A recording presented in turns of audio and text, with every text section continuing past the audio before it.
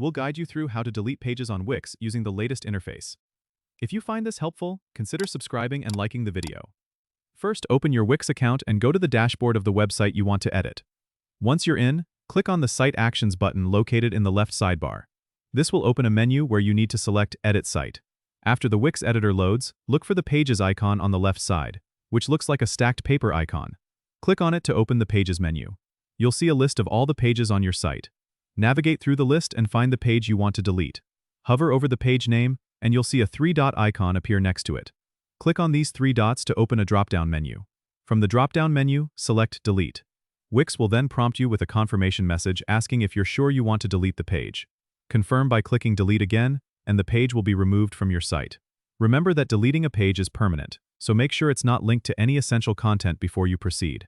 If you want to keep the content but not display it on the site, consider hiding the page instead by selecting Hide from the same drop-down menu.